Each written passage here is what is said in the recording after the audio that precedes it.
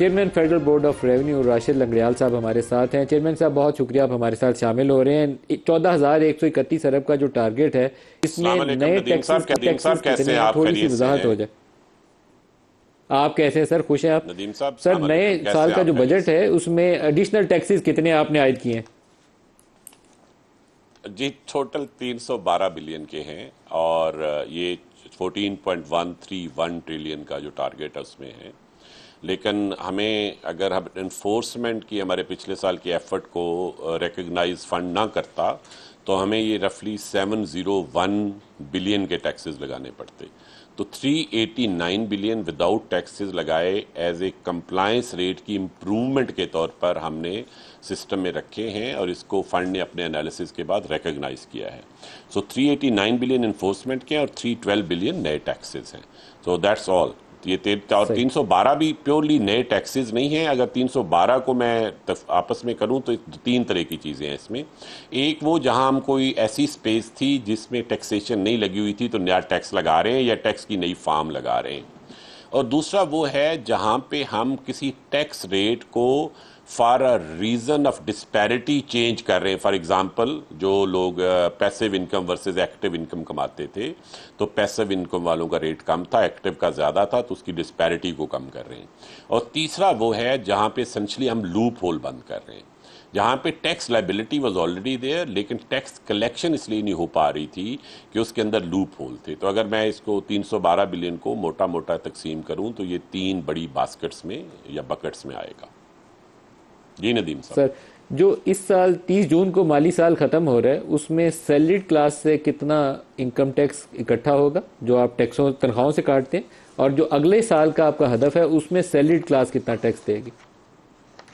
देखें, जो बुनियादी बात है ना, सैलरी क्लास में हम तमाम लोगों को रिलीफ दे रहे हैं करंट ईयर से अगले साल में। देखें, जब आप एब्सोल्यूट नंबर देखते हैं ना तो अगर अगले साल टोटल वेजेस का बिल ही मुल्क में ज़्यादा होगा तो थोड़े से ज़्यादा पैसे ज़रूर आएंगे क्योंकि परसेंटेज में टैक्स नहीं होना है।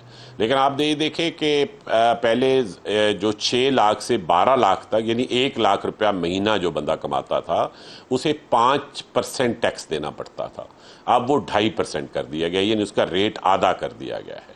नॉट ओनली दिस बल्कि उसके ऊपर वाली जितनी ब्रैकेट्स हैं, कहीं 2 कहीं 3 कहीं 1%, वहां भी कम किया गया है। अच्छा, अब आपको पता है कि जब नीचे वाली ब्रैकेट में जो स्लैब है जी, टोटल कलेक्शन इस साल की हमारा ख्याल है कि 11.9 ट्रिलियन 11.9 ट्रिलियन इकट्ठा होगा। नहीं सर, जो सैलरीड क्लास से कितना होगा सर? सैलरीड क्लास से कितना इकट्ठा होगा?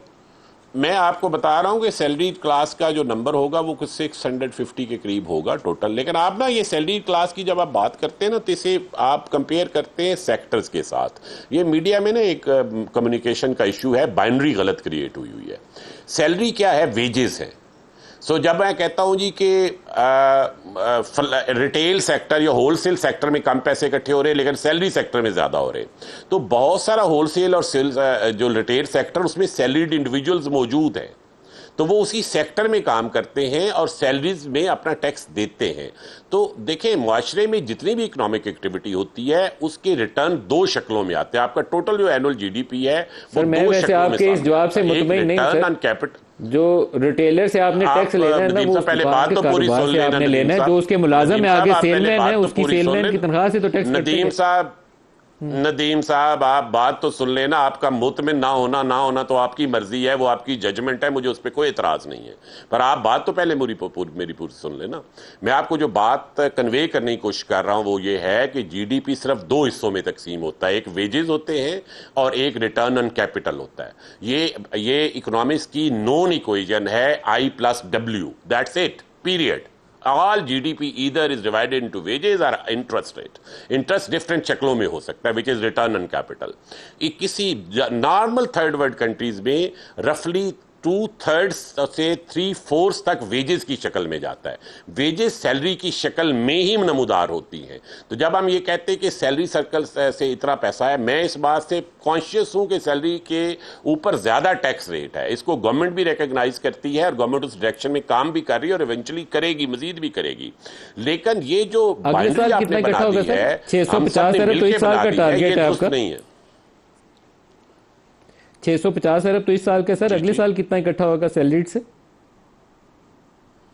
मेरा ये ख्याल है कि वो डिपेंड करेगा कि वो वेजेस का टोटल रेट कितना। हम इस तरह नहीं कैलकुलेट करते, हम इसको फेडरल एक्साइज इनकम टैक्स उस सेंस में करते हैं, और इसमें बहुत सारे एडवांस की शक्ल में आता है, कुछ फाइनल लायबिलिटी की शक्ल में आता है।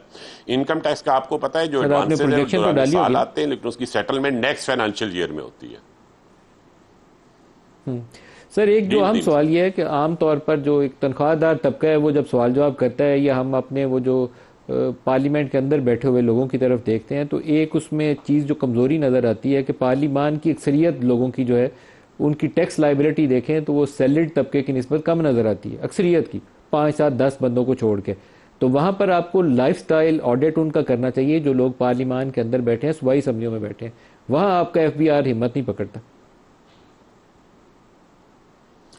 मतलब कोई पर्टिकुलर केस आपके ज़हन में है कि जी फलां केस में ये नहीं हुआ है? मेरा तो पूरी पार्लियामान के ऊपर ही सवाल है सर। आपसे एग्री करूंगा। नहीं, आपका सवाल है पूरी पार्लियामान के ऊपर ये सवाल है कि लार्जली वो टैक्स वेट करते हैं, टैक्स अपना अदा नहीं करते, जितनी इनकम टैक्स उनको अदा करनी चाहिए वो नहीं करते। इस मुल्क में जो भी अशराफिया है वो कम टैक्स देती है, वो टैक्स एवेजन के 100 बहाने हैं। उसमें सिर्फ पार्लियामान नहीं है, उसमें आपके बिजनेसेस भी हैं, बाकी लोग भी हैं। मैं आपको मोटा एक नंबर दे देता हूं। आपकी जो टॉप 1% ऑफ हाउस होल्ड हैं उनकी जब मैं इनकम सर्वे करता हूं, और ये सिर्फ पार्लियामेंट में बैठे हुए 300-400 लोग नहीं है, ये टॉप 1% का मतलब है ये आपके बनते हैं 6,70,000 house hold.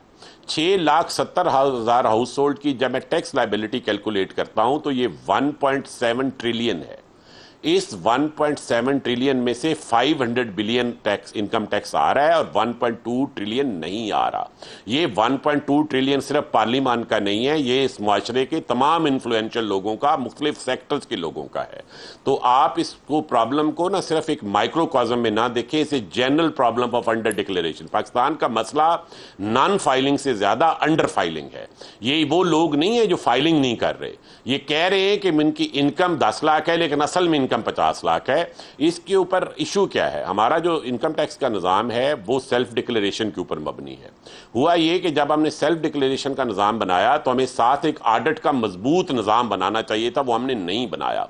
For many reasons नहीं बनाया, मैं उस बहस में नहीं जाऊंगा। वो एक ऑर्गेनाइजेशनल कल्चर वगैरह वगैरह, वो बहुत सारी बातें आपको मुझसे ज़्यादा पता है।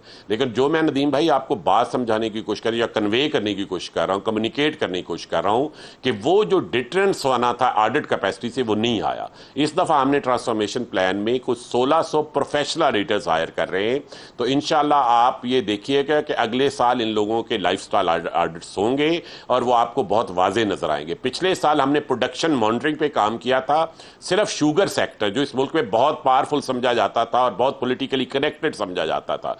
अगर एफबीआई डरता होता तो शुगर सेक्टर को हाथ ना डालता। शुगर सेक्टर में हमने प्रोडक्शन मॉनिटरिंग जब की तो 39% टैक्स इस साल बेहतर आया है पिछले साल की निस्बत।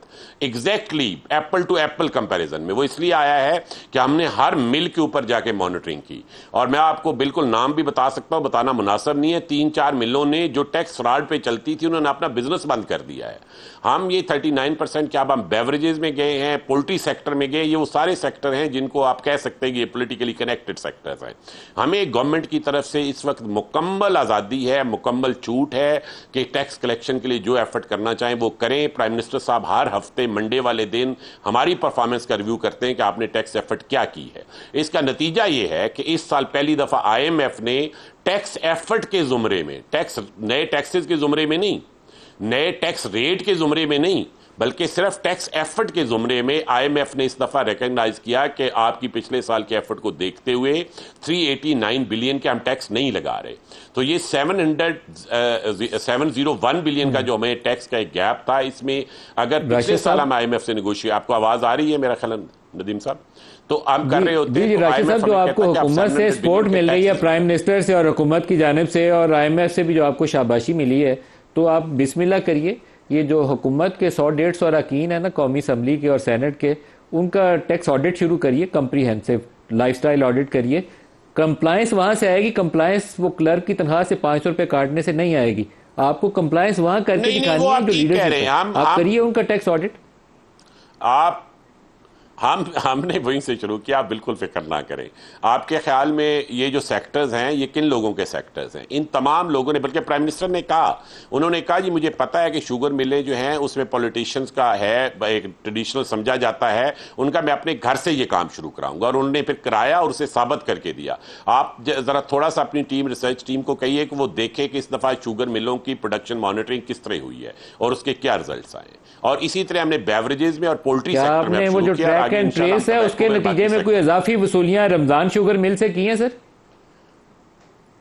जी बिल्कुल की है। जहां जहां 100% मॉनिटरिंग है। पंजाब की शुगर मिलों में तो 100% हमें कामयाबी हुई है मॉनिटरिंग करने में। आप देखिए पिछली दफा से आपकी टोटल चीनी की प्रोडक्शन कम हुई है और जो टैक्स है वो 39% बढ़ा है। तो वैसे तो नहीं बढ़ा ना, किसी को कोई एक्सेप्शन नहीं है ना रमजान शुगर बातों की जो टैक्स चोरी थी शुगर मिलों की वो पकड़ ली है। ये तो बड़ी अच्छी खबर है, मजे की खबर है। मैं ये नहीं कह रहा, आप गलत बयानी ना करें नदीम साहब, मैंने ये नहीं कहा कि मैंने चोरी पकड़ी है, मैंने कहा मैंने 100% प्रोडक्शन मॉनिटरिंग की है। आप खबर बनाने की कोशिश कर रहे हैं नदीम भाई, हम ये पुराना आपको जानते हैं। सर आपने खुद ही मुझे बताया कि आपने 39% इजाफी टैक्स, मैंने कहा कि हमने टैक्स एवेजन का रास्ता रोक दिया है नदीम भाई, हमने टैक्स एवेजन का, जब हमने 100% काउंटिंग कर ली बैग्स की तो उसके बाद टैक्स एवेजन का चांस ही नहीं है। चलिए आपके लफ्जों में कह देते हैं, लेकिन काम वही किया आपने जो मैंने कहा, लेकिन आपके लफ्जों में कह लेते हैं।